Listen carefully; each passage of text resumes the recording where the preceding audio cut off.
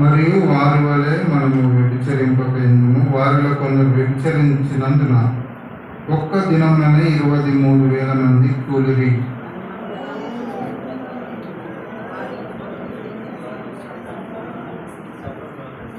మీరు సనగకుడి, వారిలో కొందరు సనిగి సంహారకుని చేత నశించిరి.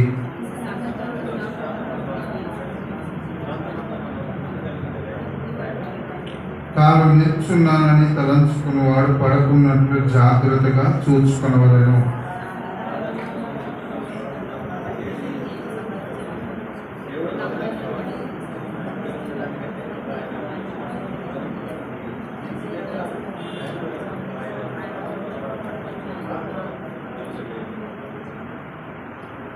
చాలండి.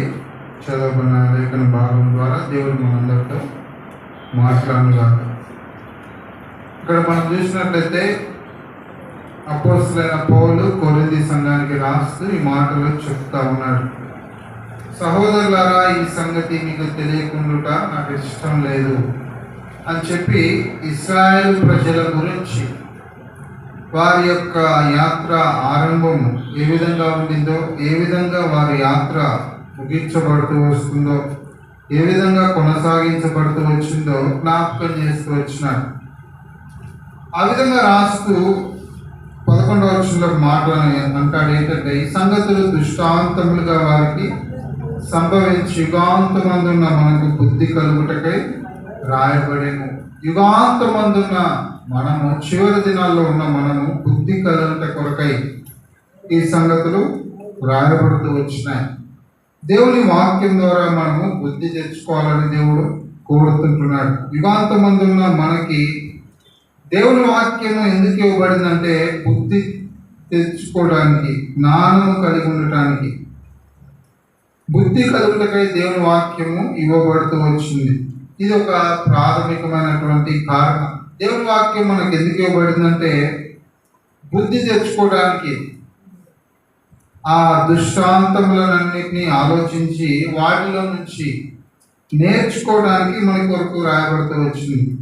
ఆ విధంగా రాస్తూ 12వ వచనం అంటాడు, తాను నిలుచున్నానని తలంచుకుని వాడు పడకున్నట్లు జాగ్రత్తగా చూచుకొనవలెను. ఇశ్రాయేలు ప్రజల జీవితాన్ని జ్ఞాపకం చేసి జాగ్రత్త పడమని మనకు జ్ఞాపకం చేస్తున్నాడు. నిలుచుచున్నానని తలంచుకునేవాడు పడకుండానట్లుగా జాగ్రత్తగా చూసుకోవాలని జ్ఞాపకం చేస్తూ వస్తున్నాడు. నిలబడ్డాం, ఆత్మీయంగా జీవిస్తున్నాం అనుకున్న మనము పడకుండానట్లుగా జాగ్రత్తగా చూచుకొనవలెను. జాగ్రత్త అనేది చాలా ప్రాముఖ్యమైనది క్రైస్తవ జీవితంలో. నేను జాగ్రత్తగా ఉండాలని దేవుడు జ్ఞాపకం చేస్తా ఉన్నాడు. ఈ లోకంలో పడకుండానట్లుగా మనము జాగ్రత్తగా ఉండాలి. ఎందుకంటే అపవాది గర్జించు సింహం వలె ఎవరిని మృంగుదునా అని వెతుకుతూ తిరుగుచున్నాడని 1 పేతురు 5వ అధ్యాయంలో రాయబడుతూ వచ్చింది. 1 పేతురు 5వ అధ్యాయం 8వ వచనంలో రాయబడుతూ వచ్చింది, నిబ్బరమైన బుద్ధి గలవారై మెలకువగా ఉండు, మీ విరోధి అయిన అపవాది గర్జించు సింహం వలె ఎవరిని మృంగుదునా అని వెతుకుతూ తిరుగుచున్నాడు. కాబట్టి జాగ్రత్తగా ఉండాలని మనం కోరబడుతూ ఉంటున్నాం. ఈ లోకంలో మనం ఎంతో జాగ్రత్తతో జీవించాలని దేవుడు ఎంతో జ్ఞాపకం చేస్తూ వచ్చినాడు. అజాగ్రత్తగా మనం ఉంటే ఎంతో నష్టపోతాం. అందుకే తాను నిలుచుచున్నానని తలంచుకుని వాడు పడకున్నట్లుగా జాగ్రత్తగా చూసుకోవాలి. మన విరోధి అయిన అపవాది గర్జించు సింహం వలె ఎవరిని మృంగుదునా అని వెతుకుతూ తిరుగుతూ ఉన్నాడు. అపవాది యొక్క హస్తములలో పడకున్నట్లుగా, వాని చేతుల్లో పడకున్నట్లుగా మనల్ని మనము జాగ్రత్త పరచుకోవాల్సిన వారంగా ఉన్నాం. మన జీవితంలో అజాగ్రత్తగా ఉన్నట్లయితే ఎంతో నష్టపోయే వారంగా ఉంటాం. అజాగ్రత్తగా ఉంటే మనం ఎంతో నష్టపోతామని దేవుని వాక్యంలో రాయబడుతూ వచ్చింది. యేసుప్రభువు వారు కూడా ఈ లోకాన్ని విడిచిపెట్టి వెళ్ళిపోతున్నప్పుడు ఆయన జ్ఞాపకం చేస్తూ వచ్చినాడు, ఎవరును మిమ్మల్ని మోసపరుచుకోకుండా చూసుకునుడి, జాగ్రత్తగా ఉండు అని ఆయన జ్ఞాపకం చేస్తూ వచ్చినాడు. అందుకే లూకాసు వార్తలు కూడా మనం చూస్తాం. చూడండి, లూకాసు వార్త 21వ అధ్యాయం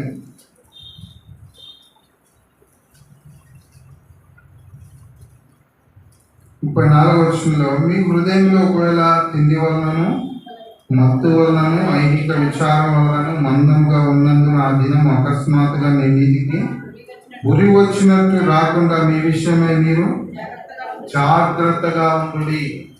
యేసు ప్రభు రాకడ మన మీదకి ఉరి వచ్చినట్లుగా రాకున్నట్లుగా మన హృదయాలు తిండి వల్ల, మత్తు వల్ల, ఐహిక విచారాలు, ఈ లోక సంబంధమైనటువంటి ఆలోచనలలో, ఈ జీవనానికి సంబంధించిన వాటి చేత నింపబడి ఆయన రాకడకు సంబంధించినటువంటి సరి అయిన సిద్ధపాటు లేకుంటే ఆ దినము ఉరి వచ్చినట్లుగా మీ మీదకి రాకుండా మీ విషయమై మీరు జాగ్రత్తగా ఉండమని జ్ఞాపకం చేస్తూ ఉన్నాడు. కాబట్టి ప్రియులారా, మన విషయంలో మనము జాగ్రత్తగా ఉండాలి. పడకుండానట్లుగా, తాను నిలుచుచున్నానని తలంచుకుని వాడు పడకున్నట్లుగా జాగ్రత్తగా చూచుకొనవలెను. దేవుని వాక్యంలో మనం గమనిస్తే, ఇశ్రాయేలు ప్రజలు వారి యొక్క యాత్ర దాదాపు 20 లక్షల మంది ఐగుప్తు దేశంలో నుండి యాత్ర ఆరంభించినాడు. 20 లక్షల మంది ప్రయాణాన్ని ఆరంభించినారు. కానీ కానానులో ప్రవేశించింది ఎంతమంది అండి? ఎంతమంది చెప్పండి? 2.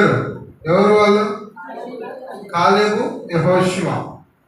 ఐగుప్తులో నుండి ఆరంభించిన వారిలో ఆ తరంలో కేవలం 2 మాత్రమే కానానులో ప్రవేశించినారు.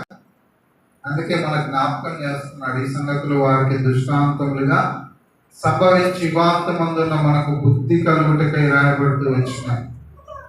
వారు 20 లక్షల మంది ఆరంభించినారు, కానీ కేవలం 2 మాత్రమే కానానులో ప్రవేశించినారు. కాబట్టి ఇది మనకి హెచ్చరిక చేస్తుంది, జ్ఞాపకం చేస్తుంది. మన యొక్క యాత్రలో ఏ విధంగా ప్రయాణించాలి, ఏ విధంగా మనము గమ్యాన్ని చేరాలి అనేది చాలా ప్రాముఖ్యమైంది. అందుకే ఈ సంగతులు వారికి దృష్టాంతములుగా సంభవించి యుగాంతమందున్న మనకి బుద్ధి కలుగుట కొరకై ఈ సంగతులు రాయబడుతూ వచ్చినాయి. 6 లక్షలు కాల్బలమని రాయబడింది. అందరూ స్త్రీలు, పిల్లలు అందరు కలిపితే దాదాపు 20 లక్షల మంది యాత్ర ఆరంభించినారు. 2 మాత్రమే ప్రవేశించారు. వారు కూడా రాయబడింది సముద్రంలో నడిచిపోయారు, మేఘం కింద ఉన్నారు.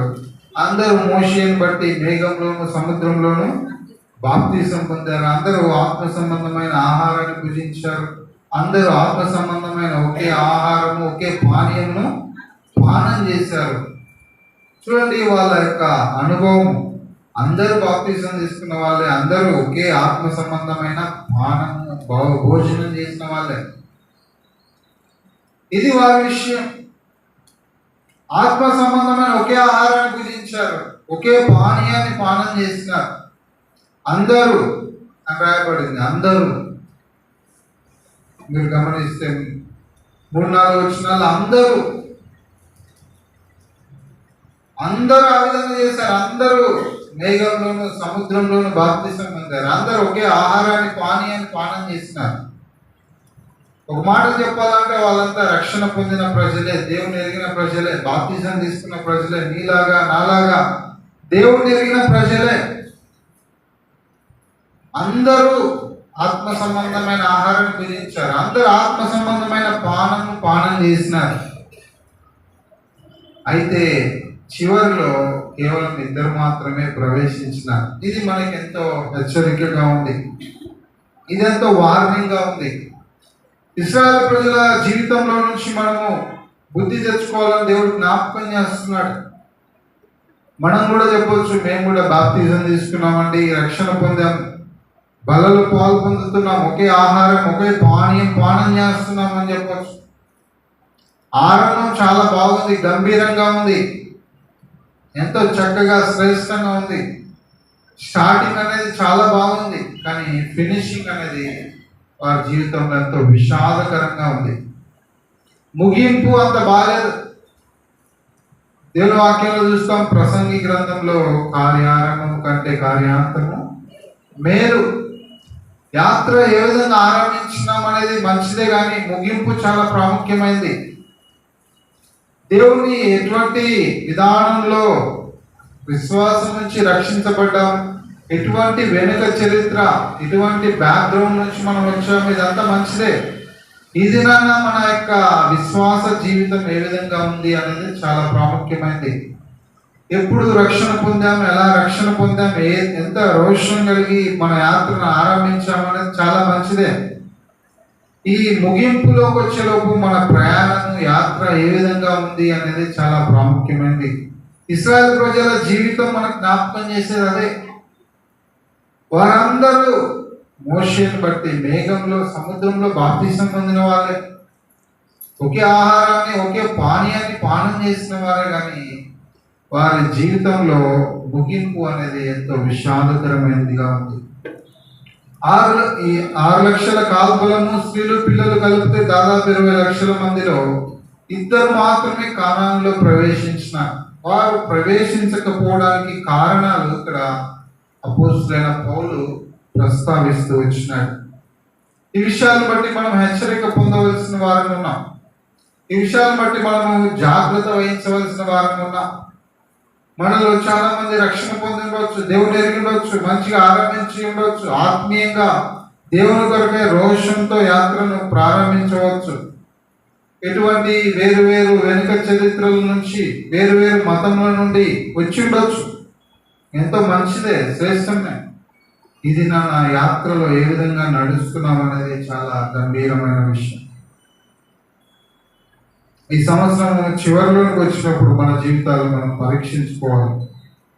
ఈ సంవత్సరం ఆరంభంలో ఏ విధంగా ఆరంభించాం, చివరికి వచ్చాం, ఎలా ముగించబోతున్నాం అనేది కూడా చాలా ప్రాముఖ్యమైనది. ఇక్కడ గమనిస్తే కొన్ని తలంపులు నేను మీకు జ్ఞాపకం చేయాలని ఇష్టపడుకుంటున్నాను. ఇశ్రాయేలు ప్రజల జీవితంలో నుండి మనము నేర్చుకోవాల్సిన కొన్ని విషయాలు.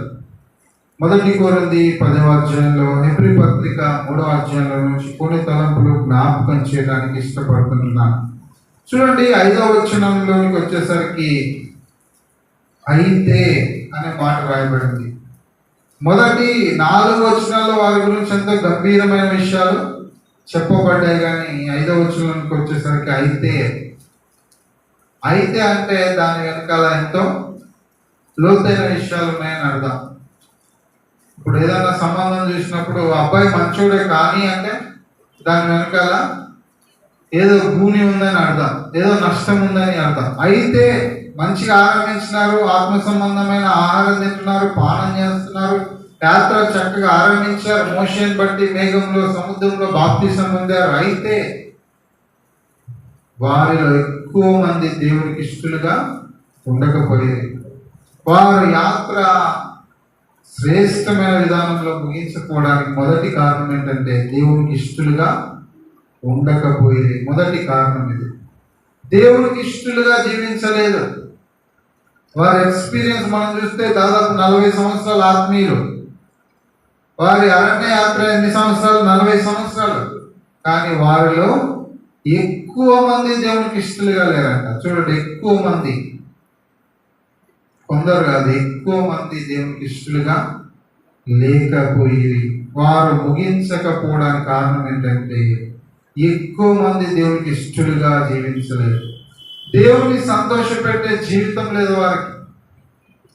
దేవుణ్ణి ఆయాసపరిచినట్లుగా, విసిగించినట్లుగా, ఆయన కోపం పుట్టించినట్లుగా మనం చూస్తాం.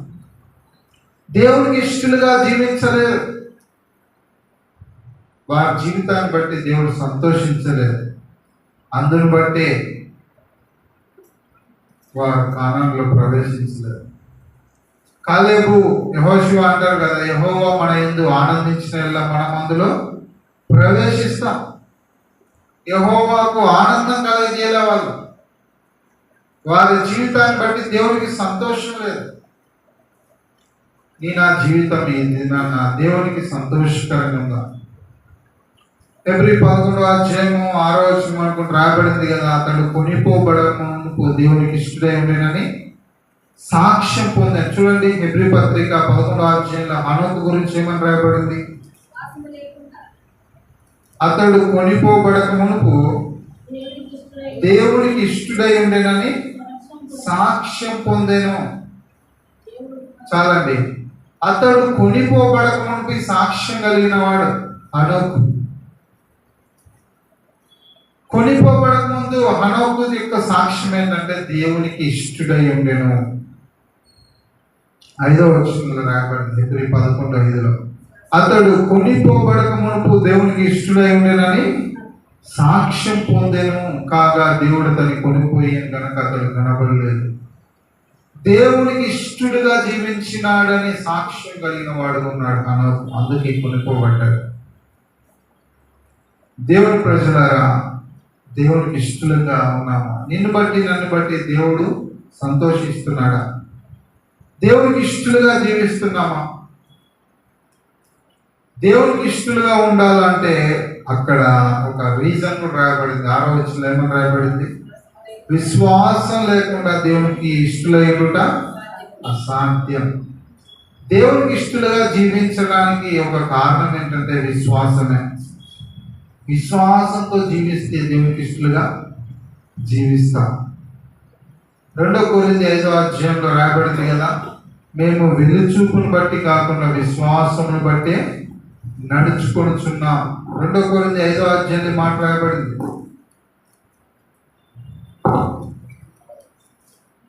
6వ వచనం, వెలుచూపు వల్ల కాక విశ్వాసం వల్లనే నడుచుకొనుచున్నాం. విశ్వాసంతో జీవించినప్పుడు దేవునికి ఇష్టలుగా జీవిస్తాం. కాబట్టి ప్రియమైన దేవుని ప్రజలారా, ఇశ్రాయేలు ప్రజల ఆరంభం ఎంతో గంభీరంగా ఉంది, కానీ ముగింపు విషాదకరంగా ఉండడానికి ఒక కారణం ఏంటంటే వారిలో ఎక్కువ మంది దేవునికి ఇష్టలుగా లేరని. ఎక్కువ మందిని బట్టి దేవుడు సంతోషించలేదు.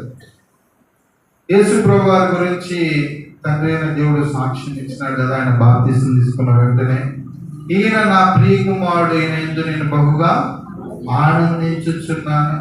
హి is my beloved son, I'm well pleasing in him. ఆయనని బట్టి నేను ఎంతో సంతోషిస్తున్నాను. ఈరోజు ఇక్కడ కూర్చున్న నీ గురించి నా గురించి దేవుడి సాక్ష్యం ఇస్తాడా? ఈయన నా ప్రియ కుమారుడు, ఈయన యందు నేను బహుగా ఆనందిస్తున్నాను. దేవుని సంతోషపెట్టే జీవితం.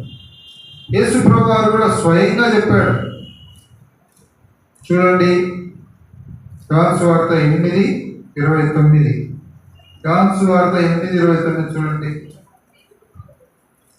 నన్ను పంపినవాడు నాకు తోడై ఉన్నాడు, ఆయనకి ఇష్టమైన కార్యము నేను ఎల్లప్పుడూ చేదును కనుక ఆయన నన్ను ఒంటరిగా విడిచిపెట్టలేదు. యేసు ప్రభు అన్నాడు, ఆయనకి ఇష్టమైన కార్యం నేను ఎల్లప్పుడూ చేదును. యేసు ప్రభు జీవితం అంతా ఆయనకి ఇష్టమైన కార్యం చేశారు.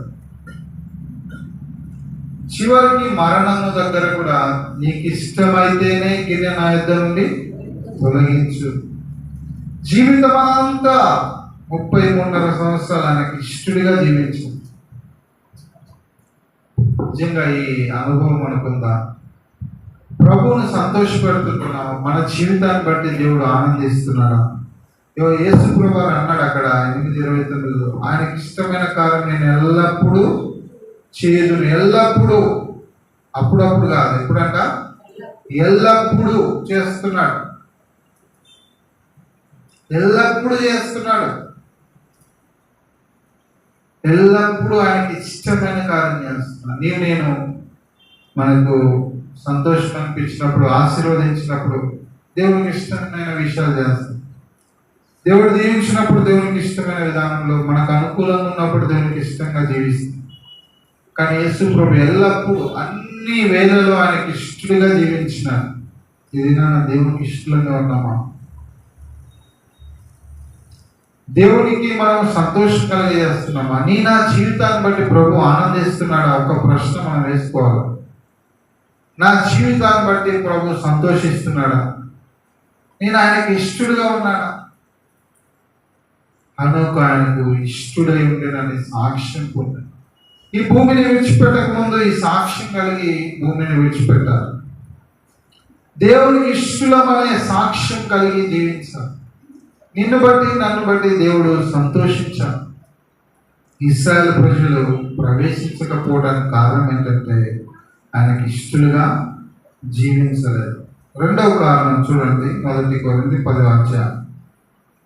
6 వచనం. 2 కొరింథీ 10:6.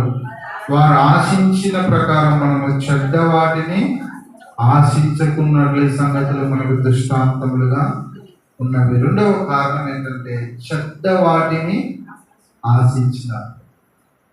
కానానులో ప్రవేశించకపోవడానికి కారణం ఏంటంటే చెడ్డ వాటిని ఆశించినారు ఇశ్రాయేలు ప్రజలు, కానివి ఆశించినారు.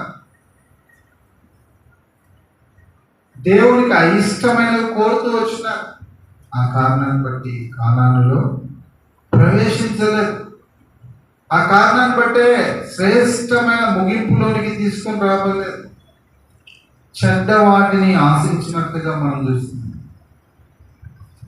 యాత్ర జీవితంలో ఆరంభించిన యాత్రలో చెడ్డ వాటిని ఆశించినారు. దేవునికి అయిష్టమైనవి కోరుకుంటూ వచ్చినారు. ఎన్నోసార్లు దేవునికి ఇష్టం లేని విషయాలు ఆశిస్తూ వచ్చినారు.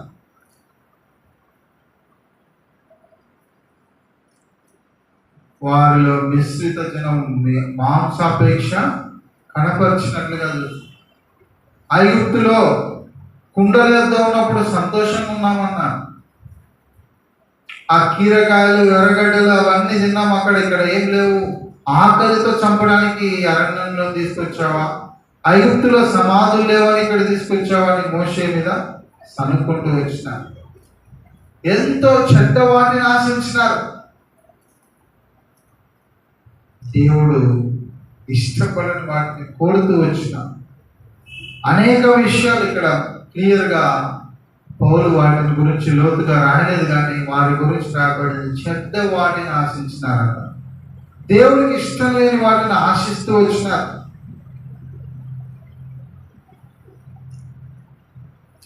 దేవుని వాక్యంలో మనం చూస్తాం, యెరికో పట్టణంలో శపించబడిన దాంట్లో ఏది ముట్టుకోవద్దని దేవుడు ముందే చెప్పినాడు. ఆకాన్ ఏం చేశాడు? చూచి ఆశించి తన గుడారంలో దాచుకున్నట్లుగా చూస్తుంది. దాన్ని బట్టి కుటుంబం అంతా రాళ్లతో చావగొట్టబడ్డారు. ఇది యాత్రలోనే జరిగింది. ఆ విధంగా చెడ్డ వాటిని ఆశించినారు. వారు యాత్రలో చెడ్డ వాటిని కోరుతూ వచ్చినారు.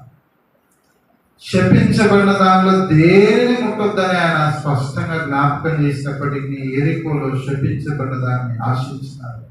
వెంటనే హాయి పట్టణం మీదకి వెళ్ళినప్పుడు ఓటమికి పాలయ్యారు. కాబట్టి ఆశించినట్లుగా మనం చూస్తాం. దురాశ గర్భం ధరించి పాపమును కనుము, పాపము పరిపక్వమై మరణమును కనుము అని యాకోబు పత్రిక 1 రాయబడింది. దురాశ గర్భం ధరించి పాపమును కనుము, పాపం పరిపక్వమై మరణాన్ని తీసుకొస్తుంది. పాపం వల్ల వచ్చే జీతం మరణం. 6:23 రాయబడింది. కాబట్టి చెడ్డ వాటిని ఆశించిన ఇది నా దేవుడు మనల్ని కోరినటువంటి విషయాన్ని ఆశిస్తున్నామా? మన డిజైర్స్, మన కోరిక ఏంటి?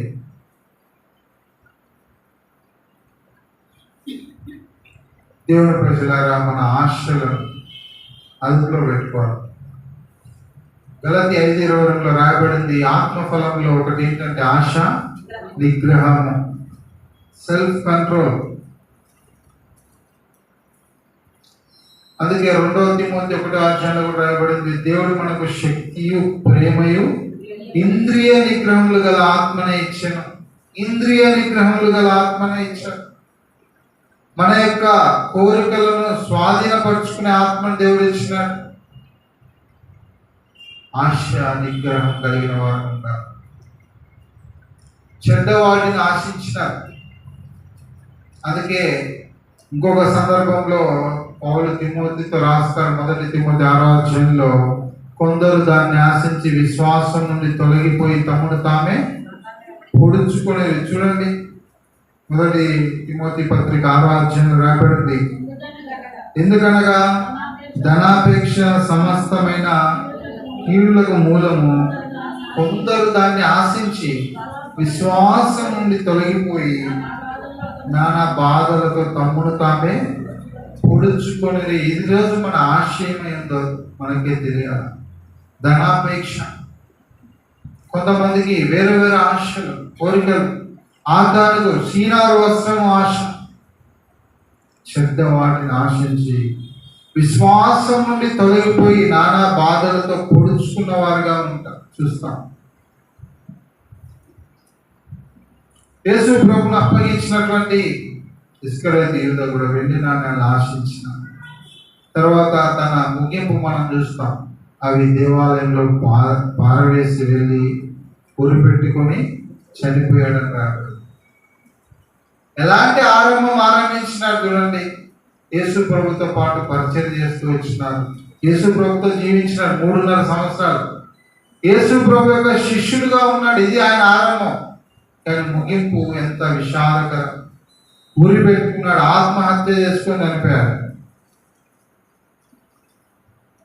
అందుకే మన ముగింపు చాలా ప్రాముఖ్యమైనది.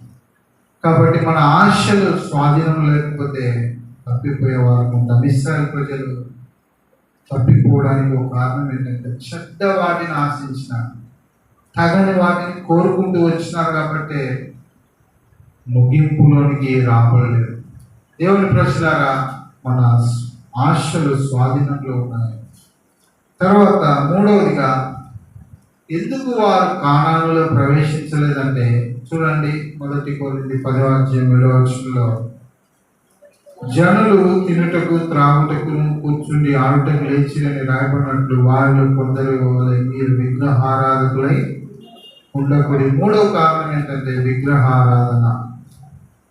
ఇశ్రాయేలు ప్రజలు 20 లక్షల మంది ఆరంభించినారు. ఇద్దరు ప్రవేశించడానికి కారణం ఏంటంటే విగ్రహారాధికులుగా మారినారు. విగ్రహాలను పూజిస్తూ వచ్చినారు, విగ్రహాలకు బలులు అర్పిస్తూ వచ్చినారు. మోషే కొండ మీదకి వెళ్ళిపోయినప్పుడు ఏమన్నారు? ఆ యొక్క దూడను చేసుకొని ఐగుప్తుల నుంచి మమ్మల్ని నడిపించింది నీవే అని అక్కడ తినడానికి, తాగడానికి, ఆడడానికి, నాట్యం ఆడుతూ వచ్చినారు దూడ ముందు. వారి యొక్క సెన్స్, జ్ఞానం పనిచేయలేదా? వారిని ఐగుప్తు నుంచి బలమైన సూచక్రియల చేత ఆయన నడిపిస్తూ వచ్చినాడు. ఎన్నో అద్భుత కార్యాలు చేశాడు. దాదాపు ఆశ్చర్యమైన అద్భుత కార్యాలు చేసి వాళ్ళు తీసుకొచ్చిన వాళ్ళు ఏమన్నారంటే, ఐగుప్తుల నుంచి మమ్మల్ని తీసుకొచ్చినది నీవే అని దూడ ఎదుట సాగిలపడి ఆరాధిస్తూ వచ్చినారు. విగ్రహారాధన కలిగి ఉంటూ వచ్చినారు. ఇతర ప్రజలతో కలిసి విగ్రహాలను పూజిస్తూ వచ్చినారు, సేవిస్తూ వచ్చినారు, విగ్రహారాధికులుగా జీవిస్తూ వచ్చారు. అందుకే కానానులో ప్రవేశించాల.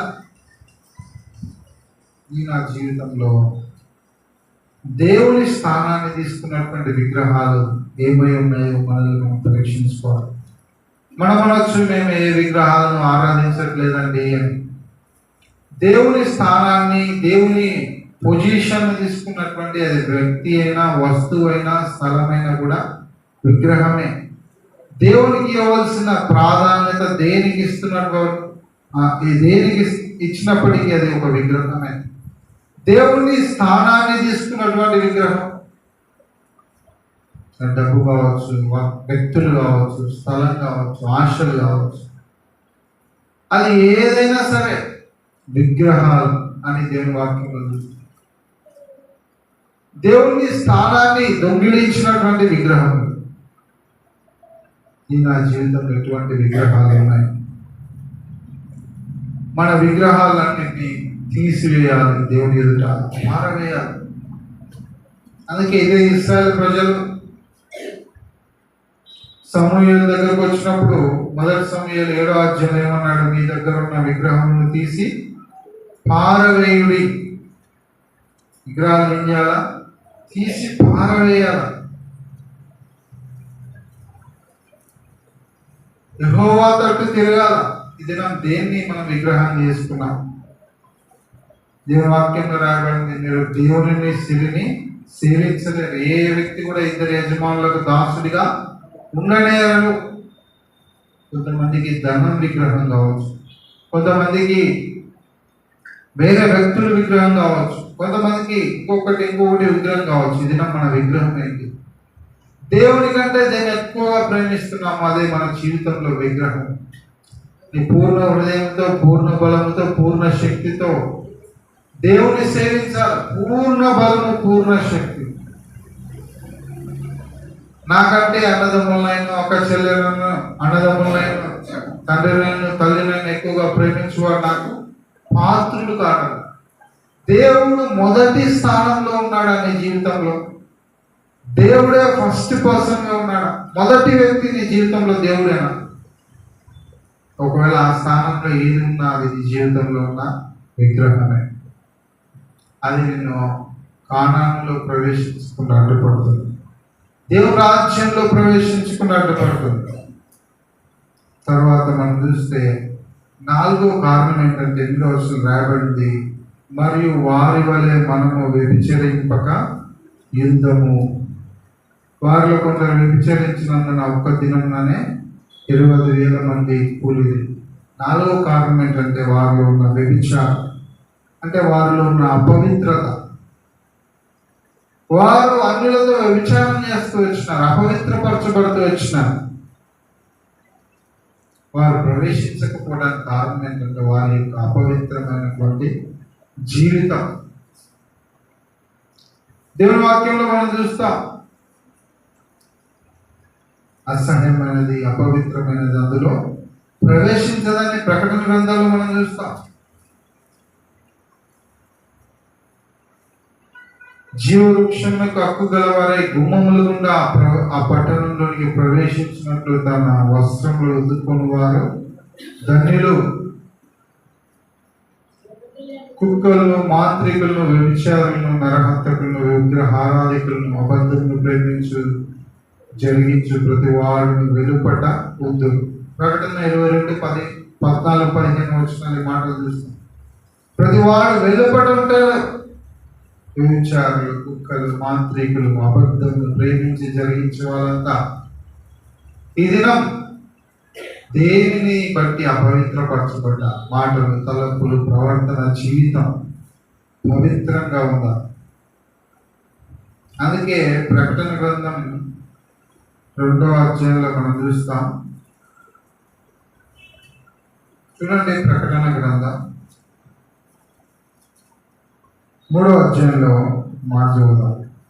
4వ వచనం. అయితే తమ వస్త్రములను అపవిత్రపరచుకొనని కొందరు సార్దీస్‌లో నీ యొద్ద ఉన్నారు. వారు అర్హులు కనుక తెల్లని వస్త్రములు ధరించుకొని నాతో కూడా సంచరించెదరు. తమ వస్త్రములు అపవిత్రపరచుకొని కొందరు సార్దీస్‌లో నీ యొద్ద ఉన్నారు. వారు అర్హులు, అందరు కాదు. ఇక్కడ ఉన్న మనం అందరం అర్హులం కాదు. వస్త్రములు అపవిత్రపరచుకొని కొందరు ఉన్నారు. వారు అర్హులు కనుక వాళ్ళే తెల్లని వస్త్రాలు ధరించుకొని నాతో కూడా సంచరించెదరు. కాబట్టి ఈ దినం బెరాగా దేవుని సన్నిధిలో ఉన్న మనం అందరం అర్హులం కాదండి, గుర్తుపెట్టుకోండి. వస్త్రములు అపవిత్రపరచుకోనని కొందరే సార్దీస్‌లో ఉన్నారు. ఇక్కడ కూడా ఎక్కువ పర్సంటేజ్ ఉండదు, కొందరే. ఎవరైతే అపవిత్రపరచబడకుండా, వస్త్రాలు అంటే జీవితాన్ని గురించి మాట్లాడుతుంది, సాక్ష్యాన్ని గురించి మాట్లాడుతుంది. ఎవరైతే అపవిత్రపరచుకోకుండా వస్త్రాలను కాపాడుకుంటారో, అంటే జీవితాన్ని అపవిత్రపరచుకోకుండా, మాటలు, ప్రవర్తన, జీవితం, వారు అర్హులు. వారికే ఎలిజిబిలిటీ. రక్షణ అందరికీ ఉచితమే, కానీ ప్రవేశం అందరికి కాదు. ఎలిజిబిలిటీ ఉండాలి, అర్హత సాధించాలి. వారే అర్హులు. ఇక్కడికి వచ్చి కూర్చోడానికి అందరికి అర్హత ఉంది, కానీ ఆయనతో కలిసి సంచరించడానికి అర్హత లేదు. వారే అర్హులు. ఎవరంటే అపవిత్రపరచుకోనని కొందరు ఉన్నారు, వారు అర్హులు. చూడండి, ఈ మాట అంత గంభీరంగా. కాబట్టి వారి అపవిత్రత బట్టి వారు కానానులో ప్రవేశించలేకపోయారు. 5వదిగా చూడండి, 1 కొరింథీ 10వ అధ్యాయంలో 9వ వచనంలో, మనము ప్రభువును శోధింపకేందము, వారు వారిలో కొందరు శోధించి సర్పముల వలన నశించింది. ఇంకో కారణం ఏంటంటే ప్రభువుని శోధించినారు. ఎంతగా శోధించినారో మనం చూస్తాం దేవుని వాక్యంలో. ఆహారం కావాలని, నీళ్లు లేవని, జస్ట్ ఎర్ర సముద్రం దాటినారు అంతే. మారా దగ్గరకు వచ్చిన వెంటనే సనుగుతూ వచ్చినారు, శోధిస్తూ వచ్చినారు. ఆహారం కావాలని శోధిస్తూ వచ్చినారు, మాంసం కావాలని శోధిస్తూ వచ్చినారు. మన్నానిచ్చినా కూడా 6 దినాలు కూర్చుకోవాలని చెప్పారు. మిగిలినది ఏది కూడా ఉంచొద్దని చెప్పారు. కానీ కొంతమంది ఉంచినారు. తర్వాత ఏమైంది? పురుగులు పట్టినట్లుగా చూస్తాం. చూడండి, వారు ఎంతగా శోధించినారు. ఇశ్రాయేలు ప్రజల జీవితాన్ని గమనిస్తే ఎన్నిసార్లు దేవుణ్ణి శోధిస్తూ వచ్చినారు. దాన్ని బట్టి సంహారకుల చేత, వాళ్ళు సర్పముల చేత నశించినారు. దేవుని ప్రజలారా, దేవుడు వారి మధ్యలోకి తాపకరమైన సర్పాలను పంపించాడు. సర్పపు కాటును బట్టి ఎంతమంది చనిపోయారు. వారి శోధన బట్టి దేవుడే ఆ సర్పాన్ని పంపిస్తూ వచ్చినారు. సర్పపు కాటును బట్టి అనేక మంది చనిపోయారు. తర్వాత మోషే ఇత్తడి సర్పాన్ని చేసి నిలబెట్టినప్పుడు దాన్ని చూసిన వారంతా బ్రతికినట్లుగా దేవుని వాక్యంలో చూస్తాం. బలమైన హస్తం చేత విమోచించిన ప్రభు, నేను నీ యొక్క మూలుగును విని పాలు తేనెలు ప్రవహించు దేశానికి నడిపించడానికి దిగి వచ్చానని చెప్పిన దేవుడు వారి మధ్యలోనికి సర్పాలను ఎందుకు పంపించినాడని అంత ప్రేమ కలిగిన దేవుడు అంటే వారి యొక్క శోధించిన దాన్ని బట్టి ఎంతగా శోధించినారు వారు. అందుకే అరణ్యంలో రాలిపోయినట్లుగా చూస్తుంది. దేవుని ప్రజలారా, దేవుడు ఎన్నిసార్లు శోధిస్తూ వస్తుంటున్నాం. నీ నా జీవితం బట్టి దేవుడు ఆనందిస్తుంటున్నాడా? తర్వాత కారణం ఏంటంటే ఇంకొకటి 6వ అనుకుంటా 10వ వచనంలో రాబడింది, మీరు సనగకుడి వారిలో కొందరు సనికి సంహారకుని చేత నశించిరి. సనుగులు, వారు సనిగినట్లుగా దేవుని వాక్యంలో రాబడింది. సనుగుతూ వచ్చినారు, మోషే మీద సనుగుతూ వచ్చినారు, దేవుని మీద సనుగుతూ వచ్చినారు. ఎన్నిసార్లు వాళ్ళు సనుగుతూ వచ్చినారు దేవుని వాక్యంలో చూస్తాం. చూడండి, 104వ కీర్తన అనుకుంటా. చూడండి, 105వ కీర్తన.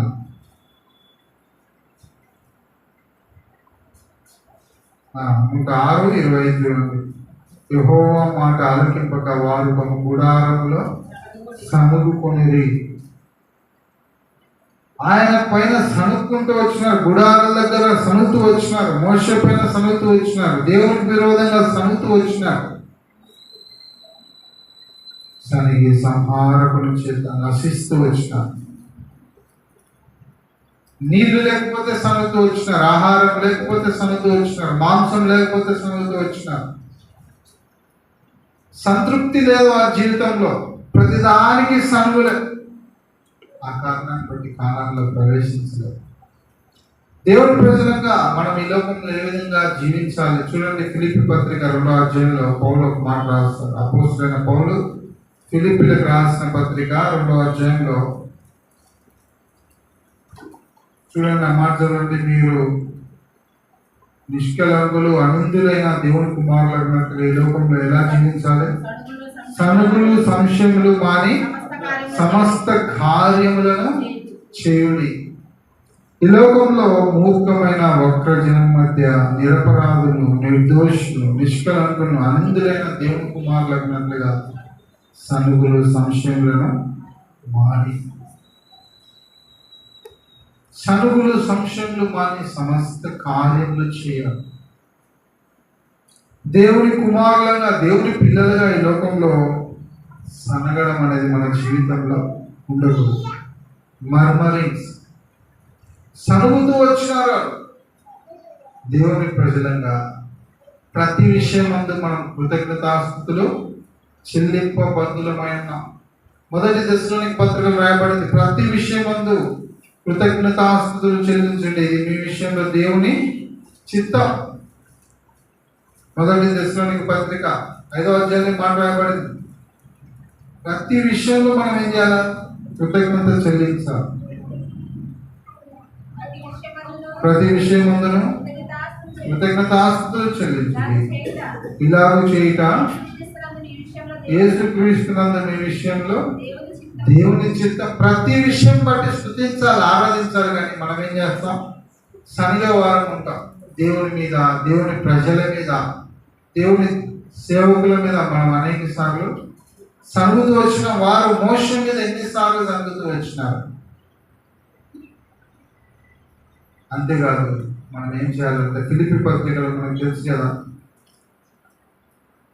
4వ అధ్యాయంలో రాయబడింది 5వ వచనంలో, మీ సహనము సకల జనులకు తెలియబడినయుడి ప్రభు సమీపంగా ఉన్నాడు, దేని గురించి చింతపడకుడు కానీ ప్రతి విషయంలోనూ ప్రార్థన విజ్ఞాపనల చేత కృతజ్ఞతాపూర్వకంగా మీ విన్నపములు దేవునికి ప్రతి విషయంలో ప్రార్థన కృతజ్ఞతాపూర్వకంగా మన విన్నపాలు దేవునికి తెలియజేయాలి. ప్రతి విషయం, అదే సందర్భమైన పరిస్థితి, ప్రతి విషయంలో ప్రార్థన విజ్ఞాపన చేయాలి. ఒకవేళ అనారోగ్యం బాగా, ఆర్థిక పరిస్థితులైనా, ప్రతి విషయం అది ఏదైనా సరే ప్రార్థన విజ్ఞాపనల చేత కృతజ్ఞత పూర్వకంగా దేవునికి తెలియజేయాలి. అనేక సార్లు మనము ఈ లోకంలో దేవుని ప్రజలుగా, నిరపరాధులుగా, నిష్కలంకులుగా, అనిందులుగా, దేవుని కుమారులుగా సనుగులు సంశయాలు మాని జీవించలేకపోతున్నాం. అనేక సార్లు సనుగులు కనపరుస్తూ ఉన్నాం. కాబట్టి ఇస్రాయేల్ ప్రజలు ఆ విధంగా ప్రవేశించకపోవడానికి కారణాలు ఏంటంటే వారు దేవునికి ఇష్టలుగా జీవించలేకపోతూ వచ్చినారు, చెడ్డ వాటిని ఆశించినారు, విగ్రహారాధన కలిగి ఉన్నారు, వ్యభిచారం అపవిత్రత కలిగి ఉన్నారు, శోధిస్తూ వచ్చినారు, తర్వాత సనుగుతూ వచ్చినారు. ఇంకా 2-3 కారణాలు, ఇంకా కొన్ని కారణాలు హెబ్రీ పత్రిక 3వ అధ్యాయంలో రాబడి. చూడండి, హెబ్రీ పత్రిక 3వ అధ్యాయం, అపోస్తలుడైన పౌలు హెబ్రీలకు రాసిన పత్రిక 3వ అధ్యాయం 8 నుంచి రాయబడుతూ వచ్చింది. నేడు మీరు ఆయన శబ్దం విని అరణ్యంలో శోధన దినమందు కోపం పుట్టించినప్పటి వలె మీ హృదయములను కఠినపరుచుకున్నప్పుడు. చూడండి, కోపం పుట్టించినారు అరణ్యంలో. వాళ్ళు ఎందుకు ప్రవేశించలేదు కారణాలు అంటే ఇంకొక కారణం ఏంటంటే ప్రభుకి కోపం పుట్టించినారు.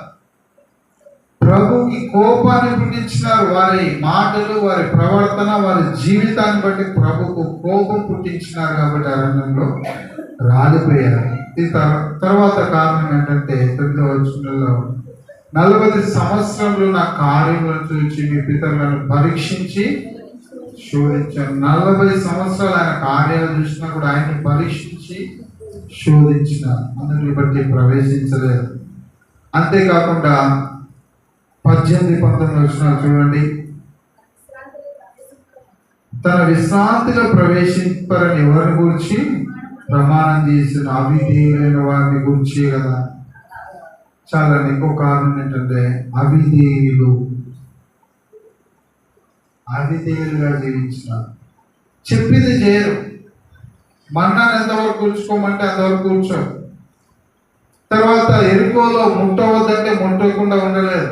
ఈ విధంగా యాత్రలో ఆయన చెప్పిన మార్గాన్ని అనుసరించాలి. అవిధేయత, డిసోబీడియన్స్. విగ్రహారాధన చేయొద్దంటే చేస్తూ వచ్చినారు, వ్యభిచారం చేయొద్దంటే చేస్తూ వచ్చినారు, మోషే మాటకు లోబడమంటే లోబడలేదు. అవిధేయులు, అవిధేయత వల్లనే ప్రవేశించలేదు. డిసోబీడియన్స్, అవిధేయత చాలా ప్రాముఖ్యమైనది. ఎన్నోసార్లు అవిధేయత కనపరిచినారు. నా జీవితంలో అవిధేయత కానానులో దేవుని రాజ్యంలో ప్రవేశించుకున్నట్టు దేవుని మాటకు సంపూర్ణంగా విధేయత చూపిస్తున్నామా? దేవుడు చెప్పిన దానికి, దేవుని వాక్యానికి కంప్లీట్ గా లోబడుతున్నామా?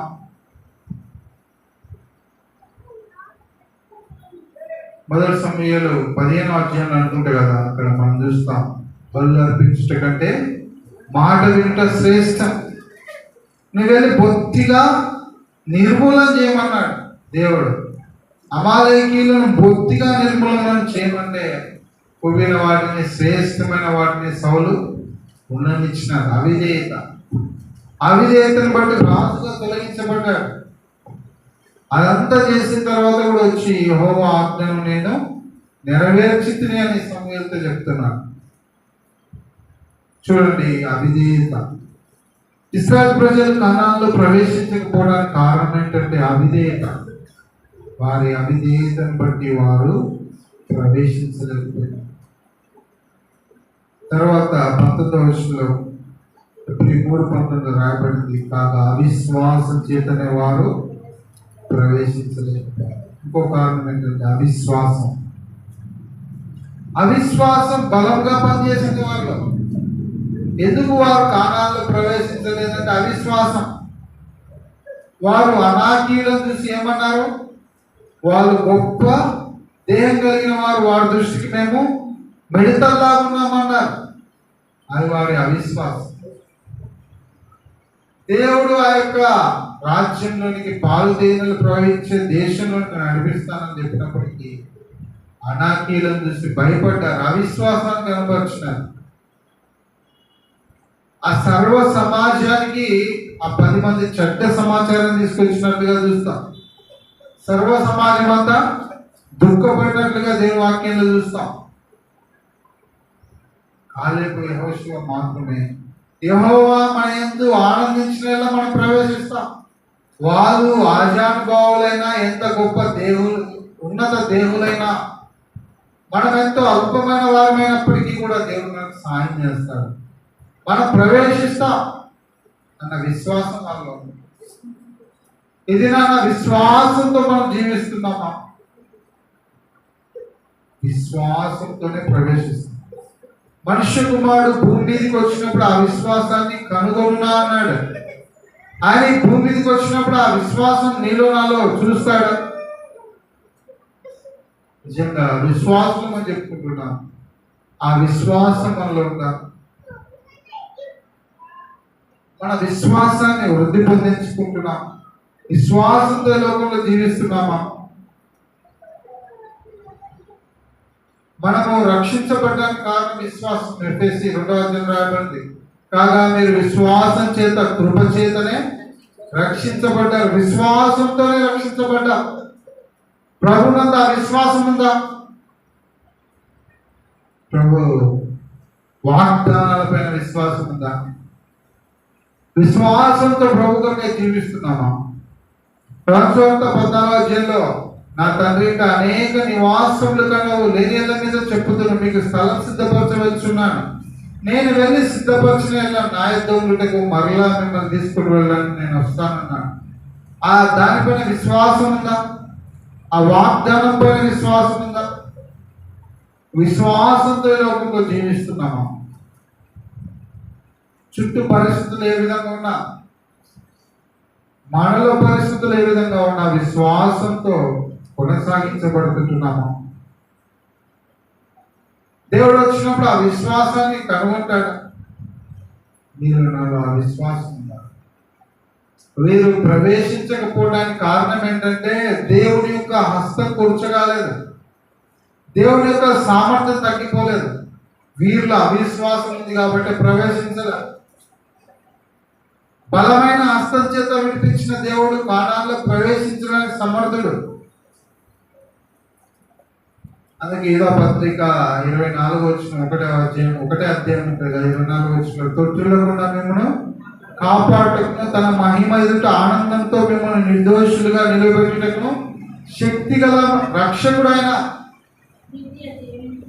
తొట్టిల్లకుండా కాపాడడానికి, తన మహిమ ఎదుట ఆనందంతో నిర్దోషులుగా నిలబెట్టడానికి శక్తి ఉంది ఆయనకి. ఆయన శక్తి తగ్గిపోలే, మన విశ్వాసం తగ్గిపోయింది కాబట్టి ప్రవేశించడానికి ఆటంకం కలుగుతుంది. ఇది మన విశ్వాసం ఏ విధంగా ఉంది? విశ్వాసంతో ఆరంభించిన విశ్వాసంతో కొనసాగించబడుతున్నాము. పౌలు అంటాడు కదా 2 తిమోతి 4వ అధ్యాయం 6వ వచనంలో, మంచి పోరాటం పోరాడుతుంది, విశ్వాసంను కాపాడుకుంటుంది. విశ్వాసాన్ని కాపాడుకున్నామా? మన విశ్వాసం ఉందా? 1 తిమోతి 4:1 రాయబడింది, కడవరి దినంలో అనేకుల అబద్ధ బోధకుల యొక్క బోధనలను అనుసరించి అనేకులు విశ్వాస భ్రష్టులు అవుతారని ఆత్మతేటగా చెప్పుచున్నాడు.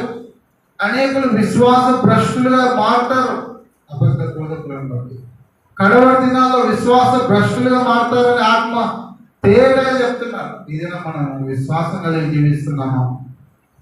1 తిమోతి 1వ అధ్యాయంలో కూడా మనం చూస్తాం కదా, అలెగ్జాంద్రు, హుమెనై వారు విశ్వాస విషయంలో కూడా బద్దలైపోయిన వారి వలె చెడి ఉన్నారు. విశ్వాస విషయంలో ఓడ బద్దలైపోయింది వారి విషయం. 1 తిమోతి 1వ అధ్యాయం చివరి వచనాలు రాయబడింది,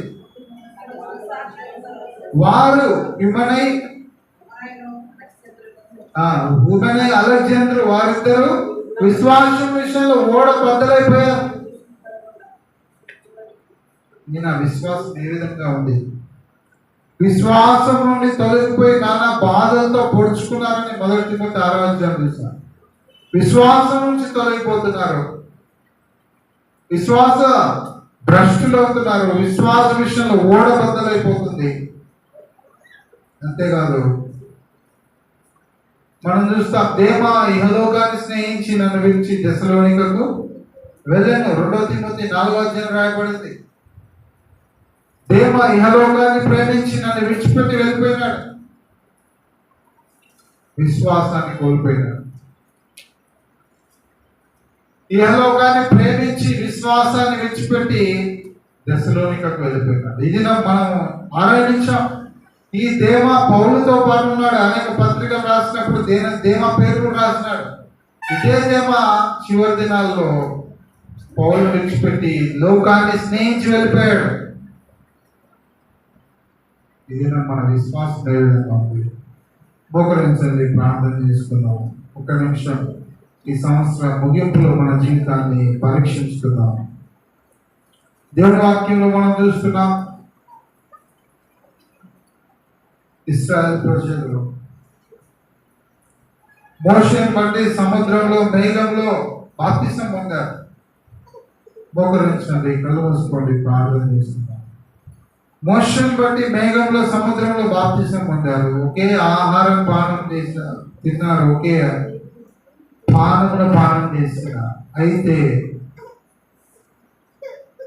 ఆరంభం ఎంతో గంభీరంగా ఉంది. రక్షణ పొందారు, బాప్తిజం పొందారు, బలలో పాలు పొందుతున్నారు, ఎంతో అందంగా చక్కగా శ్రేష్టంగా ఆరంభించినారు. కానీ యాత్ర జీవితంకి వచ్చేసరికి దేవునికి ఇష్టలుగా జీవించలేకపోయారు.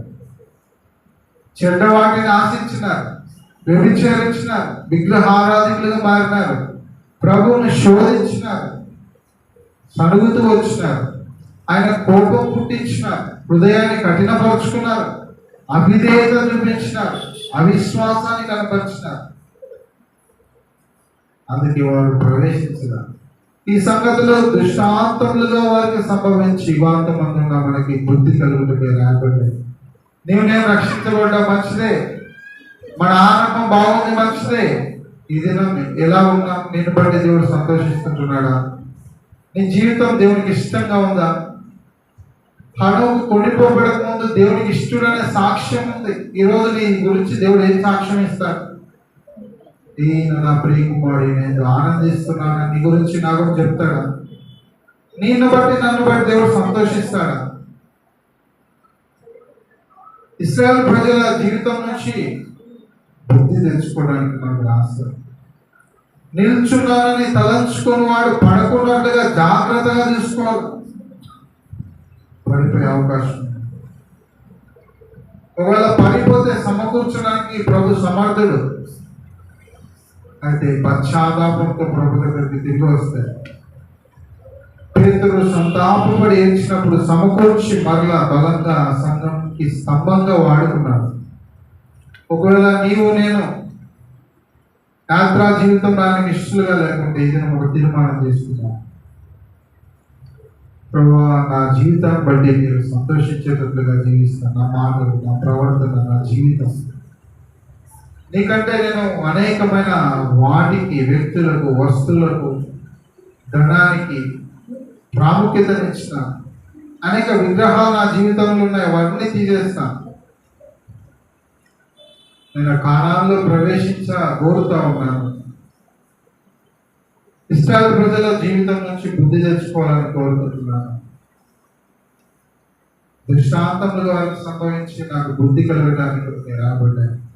ఈ సంవత్సరం ఆరంభంలో చక్కగా ఆరంభించానేమో, వాగ్దానాలు తీసుకొని మంచిగానే ఆరంభించాను. ఈ దినం మన జీవితం ఎలా ఉంది, చివరి మాసంలోకి వచ్చి ఎలా జీవించినాం, ఎలా బ్రతుకుతూ వచ్చినాం, మన జీవితాలను మనం పరీక్షించుకున్నాం. 20 లక్షల మంది ప్రారంభించినారు, 2 మాత్రం ప్రవేశించారు. ఇక్కడ ఎంతో మంది ఉండొచ్చు. వస్త్రాలు అపవిత్రపరుచుకొని కొందరే, వారే అర్హులు కనుక వారే ప్రవేశిస్తారు, అందరు కాదు.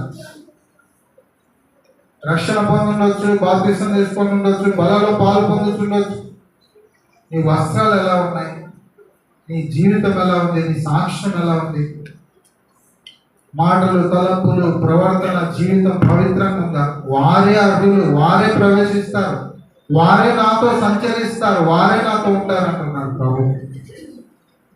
అపవిత్రమైంది, అబద్ధమైంది, వ్యభిచారులు, విగ్రహారాధికులు, కుక్కలు, మాంత్రికులు అంతా వెలుపట ఉంటారు, ప్రవేశం లేదు. జీవవృక్షములకు హక్కు గలవారై గుమ్మముల గుండా ఆ పట్టణంలో ప్రవేశించినట్లుగా వస్త్రములు ఉతుక్కునేవారు ధన్యులు. గుమ్మాల గుండా ఆ పట్టణంలో ప్రవేశించాలంటే వస్త్రాలు ఉతుక్కోవాలా. ఇది నీ వస్త్రాలు ఎట్లా ఉన్నాయి, నీ జీవితం, నీ హృదయం ఎలా ఉంది?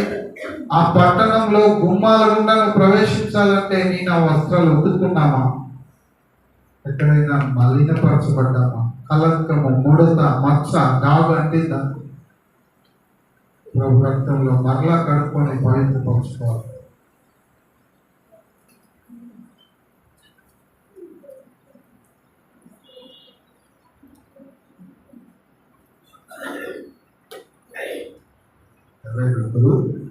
ప్రేరేపించిన వాళ్ళకి ప్రార్థించింది.